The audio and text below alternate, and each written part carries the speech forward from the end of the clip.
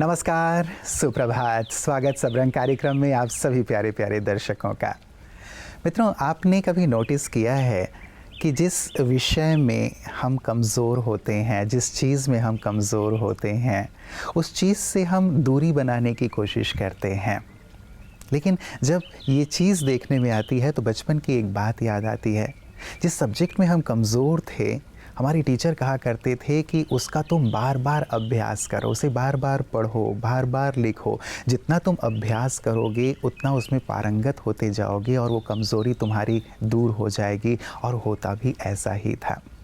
जीवन में भी मित्रों, जिस चीज़ में हम कमज़ोर हैं, जहाँ कमी महसूस होती है, मान लीजिए लेखनी मेरी अच्छी नहीं है, बार बार लिखने का अभ्यास करूं। पढ़ाई में कमज़ोर हूँ, बार बार अच्छे से मैं पढ़ूं। किसी और चीज़ में मैं कमज़ोर हूँ, खाना बनाने में हो या अन्य किसी कला में, यदि मैं बार बार अभ्यास करूँगा तो कहा जाता है करत करत अभ्यास के जड़मति हो सुजान। ये अभ्यास हमारी कमी को दूर कर देगी, हमें उस चीज़ में पारंगत कर देगी और हमारे अंदर की वो हीन भावना भी हमेशा के लिए दूर हो जाएगी। जितना हम उस कमी से दूरी बनाते रहेंगे, ना करने चाहने की एक इच्छा रखते रहेंगे, उतना ही वो कमी आजीवन बनी रहेगी। अच्छा है कि हम अभ्यास करें और उस कमी को दूर करें।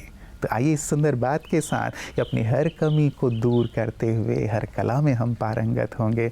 बढ़ते हैं आज के सुंदर सुवाक्य की ओर।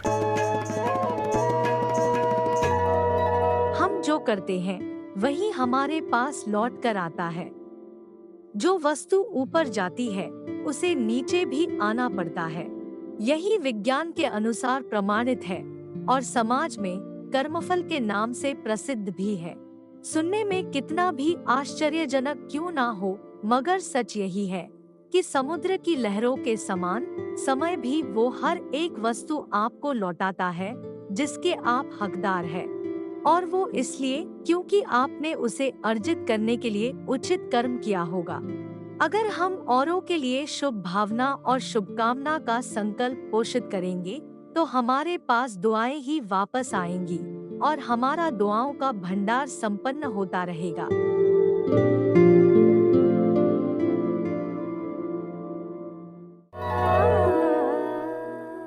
मित्रों, जीवन के हर मोड़ पर हमें धैर्यता तो रखनी ही होती है, लेकिन विशेष धैर्यता रखनी होती है जब हम शारीरिक तकलीफ़ में हों या हमारी अपनी शारीरिक तकलीफ़ में हों।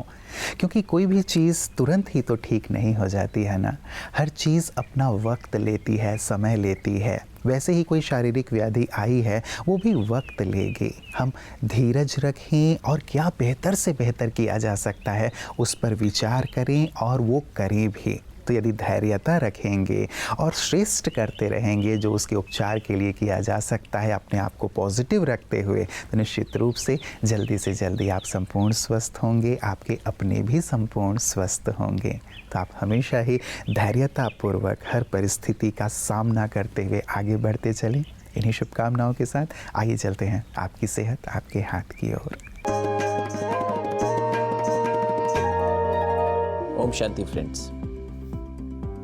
दोस्तों, 14 नवंबर के दिन सारे विश्व में वर्ल्ड डायबिटीज़ डे मनाया जाता है। ये इंटरनेशनल डायबिटीज़ फेडरेशन के द्वारा ये मनाया जाता है सारे विश्व में। और इसका एम यही है कि डायबिटीज़ दिन प्रतिदिन बढ़ती जा रही है। अगर 1980 से देखें, 1980 में लगभग 4.8%, लगभग 4.8% लोगों को डायबिटीज़ थी सारे विश्व में, प्रिवेलेंस थी। और आज लगभग 8.5% से भी ज़्यादा लोगों को डायबिटीज़ है और डायबिटीज़ बहुत तेज़ी से बढ़ रही है। पहले सिर्फ हाई इनकम ग्रुप्स में होती थी, अमीरों को ज़्यादा होती थी, किंतु अभी देखने में आ रहा है पिछले 10 साल में लो इनकम, जो लोअर क्लास है और middle class, lower middle class है, उनमें भी डायबिटीज़ तेज़ी से बढ़ रही है। और दोस्तों, एक बहुत बड़ा कारण डायबिटीज़ का वो है स्ट्रेस, तनाव। दूसरा, हमारा रॉन्ग लाइफस्टाइल, गलत टाइम पे सोना, गलत टाइम पे उठना, फास्ट और जंक फूड खाना, समय पर ना खाना। तो दोस्तों, ये डिजीज़ टोटली प्रिवेंटेबल है और अगर बीमारी हो गई तो ट्रीटेबल है। आज इसी कारण से, डायबिटीज़ के कारण, किडनी फेलियर का नंबर 1 कारण है डायबिटीज़। हमारी ब्लाइंडनेस का एक बहुत इंपॉर्टेंट कारण है डायबिटीज़। हार्ट अटैक और स्ट्रोक्स का, ब्रेन का जो अटैक होता है, पैरालिसिस का अटैक आता है, इसका एक बहुत बड़ा कारण है डायबिटीज़। एम्पुटेशन, पैरों का कट जाना, क्योंकि पैरों में गैंग्रीन हो जाती है, पैर खराब हो जाते हैं, न्यूरोपैथी होती है, अल्सर बन जाता है, डायबिटिक फुट हो जाता है, फिर काटना पड़ता है। तो ये मुख्य कारण है डायबिटीज़, और ये सब चीज़ें हम रोक सकते हैं। और यही एम है इस वर्ल्ड डायबिटीज़ डे को मनाने का, कि हम अपने आसपास, अपने मोहल्ले में, अपने प्रांत में, अपने शहर में ये अवेयरनेस फैलाएं, और लोगों को प्रेरित किया जाए कि अपना शुगर चेक कराएं, 3 महीने का शुगर चेक कराएं, HbA1c कराएं, फास्टिंग BP शुगर कराएं, और अपनी आँखों का चेकअप कराएं, अपने किडनी का चेकअप कराएं, ताकि अगर बीमारी हो गई है तो उसको हम सही ढंग से टाइम पर इलाज करें और इस बीमारी से बच सकते हैं। तो दोस्तों याद रखें, डायबिटीज़ टोटली प्रिवेंटेबल है और ये ट्रीटेबल है। किसी भी स्टेज में प्रॉपर ट्रीटमेंट से इसको हम ठीक कर सकते हैं। ओम शांति। मित्रों, चाहे बीमारी छोटी हो या बड़ी, ये बात हमेशा कही जाती है कि उसका बीज हमारे अंदर ही हमारे मन में पनप रहे चिंता, फिक्र या नकारात्मकता है। जितना मन में नकारात्मक भाव होंगे, चिंता, परेशानियां होंगी, उतना ही तन भी अस्वस्थ होगा, बीमार होगा। और किसी ने ये भी कहा है कि जहाँ नकारात्मकता है वहाँ खुशी नहीं रह सकती। नदी के 2 पार्ट हैं, जैसे दोनों पार्टों पे एक साथ नहीं रहा जा सकता। या तो आप एक पार्ट नकारात्मकता में रह लीजिए या दूसरे पार्ट खुशी में रह लीजिए। और हम सभी चाहेंगे कि हम जीवन में हमेशा ही खुश रहें, प्रसन्न रहें। तो क्यों ना नकारात्मकता को अपने जीवन से हमेशा के लिए अलविदा कह दें और खुश रहें, क्योंकि खुश रहेंगे तभी औरों को भी खुशी प्रदान कर पाएंगे और जीवन की हर परिस्थिति से बहुत सहजता से आगे बढ़ पाएंगे। और आपने देखा होगा कि हर एक व्यक्ति खुशमिजाज व्यक्ति के साथ ही रहना पसंद करता है, क्योंकि वही हमें प्रेरित करते हैं, वही हमें सकारात्मक ऊर्जा से भरते हैं। और ऐसा ही करते हैं हमारे विशिष्ट जन भी। आइए देखें कौन आज अपनी सुंदर खुशियों के उपहार लेकर हमारे साथ हैं। आपको ध्यान में रखते हुए और हमारी बहुत सारी जो बहनें हैं या इस फील्ड में हैं या अन्य फील्ड में हैं, उनको ध्यान में रख के बात कह रहा हूँ कि जब लोग ये कहने लगते हैं कि ये क्या करने लगे तुम, ये बेकार सा काम है, ये तुम्हारे लिए ठीक नहीं है, तुम कुछ कर नहीं पाओगी, ये हंसी की पात्र ही बनोगी, और इतना कुछ तुम्हें पढ़ाया लिखाया जहाँ पहुँचाया वो तो कर नहीं रही हो, एक जगह फोकस करो ना, ये क्या कर। तो यहाँ पे जब ये सारी बातें सुनते हैं तो कई बार व्यक्ति डीमोटिवेटेड हो जाता है और छोड़ देता है। यहाँ क्या करना चाहिए ऐसे हमारे भाई बहनों को? मैंने एक जो थोड़ा बहुत मेरा एक्सपीरियंस है, मैं ये तो नहीं कहूँगी कि मेरा कोई बहुत बड़ा एक्सपीरियंस है इस जगह पे। मैंने एक छोटा सा फॉर्मूला बनाया अपनी लाइफ में, मैंने उसको नाम दिया है पारस। अब मैं आपको समझाती हूँ पारस कैसे। मैंने ये सोचा है, एक पी जो है वो मेरी पर्सनल लाइफ है, मेरी प्रोफेशनल लाइफ है, मेरी पर्सनल जो मैं हूँ। जब से मैंने जन्म लिया मैंने कुछ पढ़ाई की, जैसे मैं एक डेंटल सर्जन हूँ, उसके प्रति मेरे कुछ रोल हैं। फिर आर से आती है मेरी रिस्पॉन्सिबिलिटी सेल्फ, जो मेरी रिस्पॉन्सिबिलिटीज़, मेरे बच्चे हैं, मेरे कुछ रिश्ते हैं, मेरे अपनी माता पिता के प्रति कुछ जिम्मेदारियाँ हैं। अब जब मैं उनको ऐड करती हूँ तो वो पी ऐड आर बन जाता है, PAR, लेकिन वो इनकम्प्लीट रहता है जब तक मैं उसमें ऐड नहीं करती एक S, जो है स्पिरिचुअलिटी। तो मुझे लगता है कि जो सारी, जैसे उसमें S ऐड हो जाता है वो बन जाता है PARAS, वो बन जाता है पारस।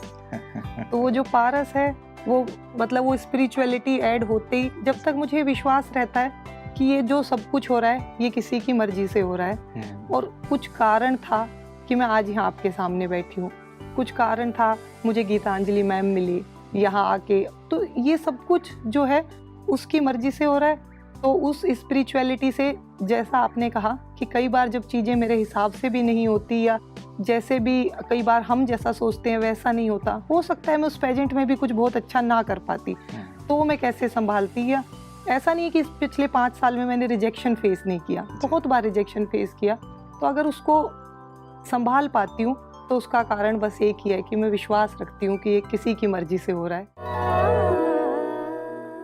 मित्रों, अच्छी बातों को केवल सुन लेना, समझ लेना ही पर्याप्त नहीं है। कहा जाता है वो तभी लाभकारी होते हैं जब वो व्यवहारिक जीवन में उतरें। सारे दिन में हम कितनी सारी अच्छी अच्छी बातें सुनते रहते हैं, लेकिन अमल में कितना लाते हैं?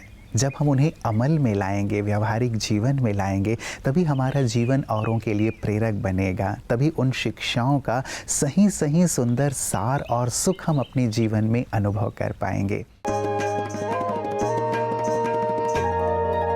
नमस्कार, सादर प्रणाम। मैं प्रोफेसर राजीव शर्मा एक बार फिर हाजिर हूँ आपके बीच 2 मिनट में कोई बेहतरीन संदेश देने के उद्देश्य से। पंडित जवाहरलाल नेहरू भारतवर्ष के प्रथम प्रधानमंत्री रहे। एक बार एक बालक उनके पास पहुंचा ऑटोग्राफ लेने के लिए।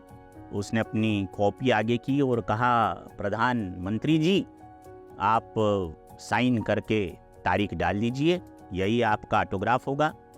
नेहरू जी ने उस बालक की कॉपी पर अंग्रेजी में हस्ताक्षर किए, हिंदी में नाम लिखा और उर्दू में डेट अंकित कर दी, तारीख लिख दी। उस बच्चे ने पूछा कि प्रधानमंत्री जी आपने ऐसा क्यों किया? तो प्रधानमंत्री जी ने बड़ा खूबसूरत उत्तर दिया। उन्होंने कहा कि मैंने ऐसा इसलिए किया मेरे प्यारे बच्चे, क्योंकि तुमने कहा प्रधानमंत्री जी, ये हिंदी का शब्द था, नाम लिख दीजिए, तो मैंने नेहरू नाम हिंदी में लिख दिया। फिर तुमने कहा साइन कर देना, तो साइन अंग्रेज़ी शब्द था, तो अंग्रेज़ी में मैंने साइन कर दी। फिर तुमने कहा कि साइन के नीचे तारीख डाल देना, तारीख उर्दू का शब्द था, इसलिए मैंने उर्दू में तारीख डाल दी। कहने का मतलब ये है देवियों और सज्जनों कि नेहरू ने जो ये नारा दिया, आराम है हराम, ये इसलिए अंगीकार करने योग्य है कि उनके दिगर विचारों से हो सकता है किसी की सहमति हो, किसी की आंशिक, किसी की पूर्ण असहमति हो, लेकिन आराम है हराम, इससे कोई भी असहमत इसलिए नहीं होगा क्योंकि जब हम आराम तलब हो जाते हैं तो आलस्य हमें घेर लेता है, लेकिन जब हम मेहनत कश होते हैं तो हम आलस्य से परे होकर सफलता को अंगीकार करने के एक पात्र बन जाते हैं। बाल दिवस जन्मदिन के रूप में मनाया जाता है नेहरू जी के। वो बच्चों से बड़ा स्नेह इसलिए किया करते थे क्योंकि बच्चे क्यूट होते हैं, बच्चे मासूम होते हैं। एक बार एक बच्चे ने उनसे पूछ लिया कि आप अपनी ये शेरवानी पर गुलाब क्यों लगाते हैं? तो उन्होंने कहा क्योंकि गुलाब कांटों के बीच खिलता है और अपनी खुशबू से सबको महकाता है। हम भी जीवन की कठिनाइयों के बीच, जीवन के कांटों के बीच गुलाब की तरह खिलकर सभी को सौरभ पहुंचाते रहें, दिग दिगंत को सौरभान्वित करते रहें। इन्हीं शुभकामनाओं के साथ, इन्हीं स्वस्थ कामनाओं के पारिजात का समर्पण करते हुए मैं अपनी वाणी को विराम देता हूँ। नमस्कार, ओम शांति। मित्रों, कहते हैं जहाँ सूर्य की किरणें हों वहीं प्रकाश होता है, और जहाँ प्रेम की भाषा हो वहीं परिवार होता है। सचमुच प्रेम, स्नेह, अपनापन, यही तो हमें एक सूत्र में बांध कर रखता है। और ईश्वर कहते हैं कि बच्ची, ये समूचा विश्व ही तुम्हारा परिवार है। तुम सब आपस में भाई बहनें हो, एक दूसरे को प्यार दो, सम्मान दो, अपनापन दो और एक सूत्र में बंध कर रहो। सचमुच ये बात कितनी सुंदर सी है ना।